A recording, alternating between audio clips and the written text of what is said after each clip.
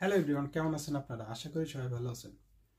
আপনারা অনেকেই বিদেশে আসতে চান, কিন্তু আসলে সঠিক প্রিপারেশন বা গাইডলাইনের অভাবে কিন্তু আপনারা বিদেশে আসার যে প্রিপারেশন সেটা থেকে পিছিয়ে থাকেন। সো আজকের এই ভিডিওতে আপনাদের বলবো যে আসলে আপনারা কিভাবে বিদেশে আসার জন্য প্রিপারেশন নেবেন এবং কোন কোন স্টেপগুলো ফলো করবেন এবং কোন কোন স্টেপগুলো ফলো করলে আপনার বিদেশে আসার যে প্রিপারেশন সেটা খুব ভালোভাবে নিতে পারবেন এবং আপনার ডেস্টিনেশন কান্ট্রিতে পড়তে আসতে পারবেন। সো প্রথম আপনাকে যে স্টেপটা ফলো করতে হবে সেটা হচ্ছে যে আপনাকে ফার্স্ট ডিসাইড করতে হবে আপনি কোন কান্ট্রিতে যাবেন। পৃথিবীতে অনেক কান্ট্রি আছে খুব ভালো মানের এডুকেশন প্রদান করে এবং অনেক ডেস্টিনেশন অনেক পপুলার। সো আপনাকে চিন্তা ভাবনা করতে হবে আপনি কোথায় যাবেন। আপনি কি ইউরোপে আসবেন নাকি আপনি ইংলিশ স্পিকিং কান্ট্রিতে যাবেন। সো এই জিনিসটা আপনাকে ডিসাইড করতে হবে খুব ফাস্ট। আপনাকে ডিসাইড করতে হবে যে আপনি টাকা দিয়ে পড়াশোনা করতে পারবেন, আপনার টিউশন ফি দিয়ে পড়াশোনা করতে পারবেন। ইউরোপের অনেক কান্ট্রি আছে অনেক কম টিউশন ফি। আপনি আসলে ইংলিশ স্পিকিং কান্ট্রিতে গেলে অনেক সময় বেশি টিউশন ফি দিতে হয়। সো আপনাকে ডিসাইড করতে হবে যে আপনার ফাইন্যান্সিয়াল কন্ডিশন অনুযায়ী আপনি আসলে কোন দেশে যাবেন এবং সেই দেশটা আপনার জন্য ফ্রেন্ডলি হবে কিনা সেটা অনেক মাথায় রেখে আপনার একটা কান্ট্রি চুজ করতে হবে। তারপর যে বিষয়টা রয়েছে সেটা সেকেন্ড স্টেপ, সেটা হচ্ছে যে আপনি কোন বিষয়ে পড়াশোনা করবেন। আহ, বিভিন্ন বিষয় আছে যে বিষয়গুলো পড়লে খুব দ্রুত জব পাওয়া যায়। আমি মনে করি যে যে বিষয়গুলো পড়লে দ্রুত জব পাওয়া যায় এবং যে বিষয়গুলো টেকনিক্যাল এবং প্র্যাকটিক্যাল কাজের অভিজ্ঞতার সুযোগ থাকে, আপনারা যদি সেই বিষয়গুলো পড়েন তাহলে কিন্তু খুব সহজে জব পেয়ে যাবেন। আর যারা হচ্ছে রিসার্চ বা পিএইচডি লেভেলে যেতে চান তারা হচ্ছে রিসার্চ ডিগ্রিগুলো চুজ করতে পারেন, তাহলে আপনারা খুব সহজেই পরবর্তী স্টেপে বা ফার্দার ক্যারিয়ার প্রোগ্রেসে আপনাদের পথটা সহজ হবে। সো আপনাকে ডিসাইড করতে হবে আপনি আসলে কোন সাবজেক্টে পড়াশোনা করবেন এবং কোন সাবজেক্ট আপনি পড়তে চান এবং আপনি কি হতে চান আসলে। সো এই সাবজেক্ট চয়েসের ব্যাপারে আমি একটা পরবর্তীতে ভিডিও দিব, যে ভিডিওটা দেখলে আপনারা বুঝতে পারবেন যে আপনারা কোন সাবজেক্টগুলো চুজ করবেন আপনাদের ব্যাকগ্রাউন্ড অনুযায়ী। সো থার্ড যে স্টেপ হচ্ছে যে আপনি কোন ইউনিভার্সিটিতে পড়াশোনা করবেন।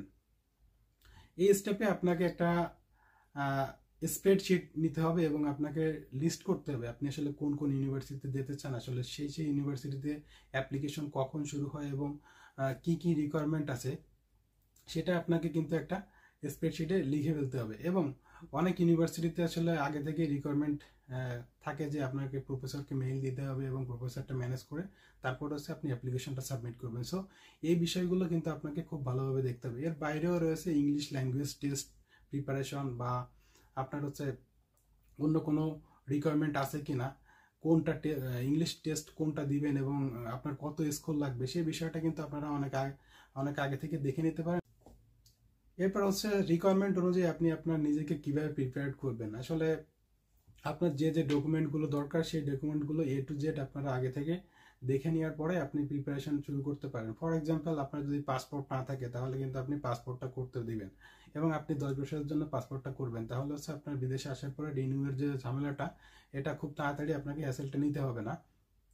তারপরে যে বিষয়টা রয়েছে যে আপনার ফাইন্যান্সিয়াল ব্যাপারটা কে দেখবে, ফাইন্যান্সিয়াল স্টেটমেন্ট বা টিউশন ফি টাকাটা কিভাবে ম্যানেজ করবেন সেই বিষয়টা নিয়ে আপনি চিন্তা ভাবনা করবেন, ফ্যামিলির সাথে আলোচনা করবেন এবং ফাইন্যান্সিয়াল বিষয়টা এটা সেটেল করবেন।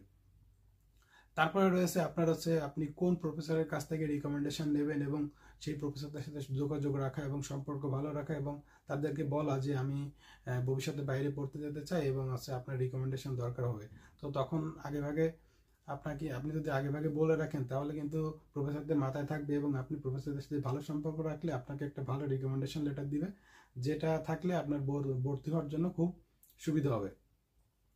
এরপর হচ্ছে আপনার যদি আহ, কোনো প্র্যাকটিক্যাল এক্সপিরিয়েন্স থাকে জবের, সেখান থেকে আপনি একটা সার্টিফিকেট নিয়ে রাখবেন, যেটা আপনার অনেক সময় ইউনিভার্সিটি অ্যাডমিশনের ক্ষেত্রে খুব বেশি কাজ দেয়।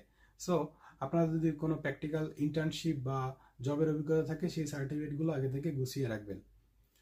তারপর যে বিষয়টা রয়েছে সেটা হচ্ছে যে আপনি যদি কোনো এক্সট্রা কারিকুলার অ্যাক্টিভিটিজের সাথে যুক্ত থাকেন সেইখান থেকে আপনি যে সার্টিফিকেটগুলো সেগুলো কিন্তু আপনি ম্যানেজ করে রাখবেন, সেটাও কিন্তু খুবই গুরুত্বপূর্ণ বিদেশে অ্যাডমিশনের ক্ষেত্রে। তারপর হচ্ছে আপনার একাডেমিক ডকুমেন্টস, আপনার ব্যাচেলর মাস্টার্স এইগুলো হচ্ছে বা এসএসসি এইচএসসি এগুলো হচ্ছে যদি সত্যায়িত করা লাগে বা সত্যায়িত করা লাগলে আহ, কোন কোন ডকুমেন্ট সত্যায়িত করা লাগবে সেই বিষয়গুলো মাথায় রেখে আপনি এডুকেশন মিনিস্ট্রি ফরেন মিনিস্ট্রি থেকে আপনার যাবতীয় সার্টিফিকেটগুলো সত্যায়িত করে রাখবেন আগেভাগেই। আপনাদের যদি এই সত্যায়িত করার যদি কোনো প্রসেস সম্পর্কে জানার থাকে তাহলে আপনারা কমেন্ট করবেন, আমি আপনাদের এই বিষয়ে একটা ভিডিও দিব। তারপর হচ্ছে মোটিভেশন লেটার লেখা। আপনারা অনেকেই মনে করেন যে মোটিভেশন লেটার কোনো বিষয় না, আপনি 2-4 দিনের ভিতর আপনি লিখে ফেলবেন, গুগল দেখে বা চ্যাট জিপিটি দেখে, চ্যাট জিপিটি দিয়ে আপনি খুব সুন্দর করে লিখে ফেলবেন। আসলে বিষয়টা এমন না। আপনি যদি একটা ভালো মানের মোটিভেশন লেটার বা স্টেটমেন্ট অফ পারপাস লিখতে চান তাহলে কিন্তু আপনাকে সময় দিতে হবে। আপনাকে চিন্তা করতে হবে যে আপনি কোনটার পরে কোনটা সাজাবেন এবং আপনার কোন কোন কোয়ালিটিসগুলো আছে সেটা কিন্তু আপনাকে ভেবে চিন্তে সুন্দরভাবে সাজিয়ে লিখতে হবে। এবং আপনি চ্যাট জিপিটি ইউজ করে আইডিয়া নিতে পারেন, কিন্তু আপনি ডিরেক্টলি কপি পেস্ট করবেন না। সেক্ষেত্রে হচ্ছে আপনার অ্যাডমিশনটা ক্যান্সেল হয়ে যেতে পারে। যদি প্লাজারিজমে ধরা পড়েন তাহলে কিন্তু অ্যাডমিশনটা ক্যান্সেল হয়ে যেতে পারে, সেটা আপনি মাথায় রাখবেন। তারপরে যে বিষয়টা রয়েছে সেটা হচ্ছে সিভি। আপনি যদি ইউরোপে আসতে চান তাহলে কিন্তু ইউরোপীয় যে ইউরোপাস নাম করে একটা সিভি ফরম্যাট আছে সেটা কিন্তু ফলো করতে হবে। আবার যদি আপনি আমেরিকা বা কানাডাতে যেতে চান সেক্ষেত্রেও তাদের ইউনিভার্সিটি কোনো রিকোয়ারমেন্ট আছে কিনা বা ইউনিভার্সিটির কোনো সিভি টেমপ্লেট থাকে আছে কিনা সেটা কিন্তু দেখতে পারেন। সেটা চেক করে আপনি আপনার ইউনিভার্সিটির রিকোয়ারমেন্ট অনুযায়ী আপনার সিভিটা তৈরি করতে পারেন। এবং আপনার মোটিভেশন লেটার বা স্টেটমেন্ট অফ পারপাস বা সিভি আপনি আপনার প্রফেসর বা আপনার কোনো বন্ধু বা বান্ধবীকে দিয়ে দেখিয়ে নিতে পারেন, যারা একটু অভিজ্ঞ বা যাদের অভিজ্ঞতা আছে তাদের যদি চেক করে নিতে পারেন তাহলে আপনার যদি কোনো ভুল থাকে তাহলে তারা খুব সহজে ধরিয়ে দিবে এবং আপনার সিভিটা আরও বেশি উন্নত হবে বা আপনার স্টেটমেন্ট অফ পারপাসটা আরও বেশি ক্লিয়ার বা আরও বেশি উন্নত হবে। সো এই বিষয়টা আপনাকে মাথায় রাখতে হবে। তারপরে হচ্ছে যে IELTS এর স্কোর বা আপনার যে টেস্ট, ইংলিশ ল্যাঙ্গুয়েজ টেস্ট, সেটা আপনি আগে ভাগে দিয়ে ফেলবেন এবং দিয়ে একটা স্কোর নিয়ে রাখবেন এবং আপনার যে সার্টিফিকেট ওই সার্টিফিকেটটাও নিয়ে রাখবেন। আর এর জন্য হচ্ছে আপনাকে একটা লং টার্ম প্রিপারেশন নিতে হবে। আপনি হুট করে আইএলটিএস বা পিইটি বা টোফেল দিলে একটা ভালো স্কোর আসবে না। সো এই জন্য আপনি যদি আগে থেকে প্রিপারেশন নেন, যদি বিদেশে আসার চিন্তা ভাবনা আগে থেকে ডিসাইড করে থাকেন বা কোন দেশে যাবেন, কোন কোর্স পড়বেন, তাহলে হচ্ছে আপনি খুব সহজেই এই যে ইংলিশ টেস্টের যে পরীক্ষাটা এটাও খুব ভালোভাবে প্রিপারেশন নিয়ে বা কোচিংয়ে ভর্তি হয়ে আগে ভাগে করতে পারবেন এবং আপনার একটা ভালো স্কোর আসবে। এর বাইরে রয়েছে যে আপনি আসলে কবে যাবেন এবং কোন সেশনে যাবেন সেই অনুযায়ী আপনাকে মেন্টালি প্রিপেয়ার্ড হতে হবে। এবং আপনার যদি কোনো ডকুমেন্টস বা আপনার যদি হেলথ কোনো ইস্যু বা আপনার পার্সোনাল কোনো ইস্যু সেটেল করার থাকে তাহলে সেই বিষয়গুলো আগে থেকে সেটেল করে নেবেন এবং পরিবারের সাথে কথাবার্তা বললে তারপরে আপনি আপনার ডেস্টিনেশন কান্ট্রিতে চলে আসবেন। সো এই স্টেপগুলো যদি আপনারা ফলো করেন, এই 5টি স্টেপ যদি আপনারা ফলো করেন তাহলে আপনারা খুব সহজেই কিন্তু বিদেশে পড়াশোনার যে একটা ড্রিম সেটা আপনি খুব সহজেই পূরণ করতে পারবেন। সো এই ছিল আজকে আপনার যে 5টা স্টেপ ফলো করে আপনি বিদেশে আসার স্বপ্নটা পূরণ করতে পারেন সেই বিষয়ে একটা ভিডিও। সো এর বাইরে যদি আপনাদের কোনো কোয়ারিজ থাকে তাহলে আপনারা কমেন্ট করবেন এবং আমার ভিডিও যদি ভালো লাগে তাহলে লাইক করবেন, কমেন্ট করবেন এবং শেয়ার করবেন বন্ধুদের মাঝে। So thank you for watching my video. Have a good day. Bye by.